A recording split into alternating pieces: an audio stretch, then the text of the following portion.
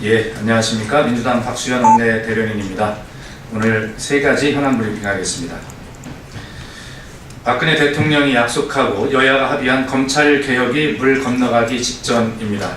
또 여야 합의로 이달 말까지 처리하기로 했던 정치개혁과 국정원 개혁도 사실상 백지화되었습니다. 대선 당시 개혁과 혁신을 외치면서 하늘이 두 쪽 나도 지키겠다던 국민과의 약속은 헌신짝처럼 내버려졌습니다. 그러고도 야당이 검찰개혁을 볼모로 민생을 외면한다고 국민들을 현혹하고 있습니다.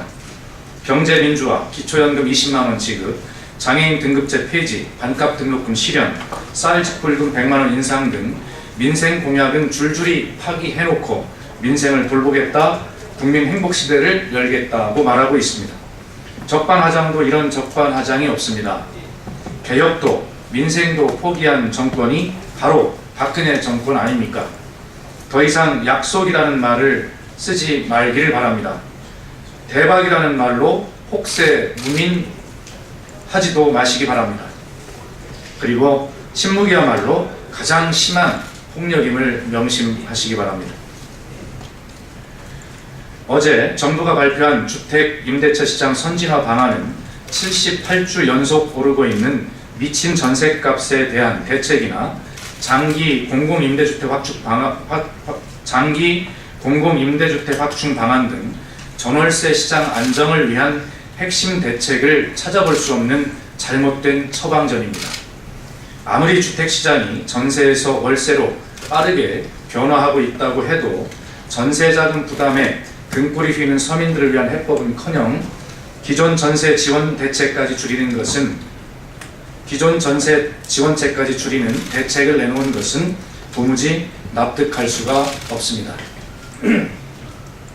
또한 장기 공공임대주택 재고 물량 확대는 전월세 문제를 풀기 위한 근본적인 대책이며 올해 확대 도입되는 주거급여의 실효성을 높이기 위해서 반드시 병행되어야 하는 필수 과제임에도 불구하고 빠져 있음을 지적합니다.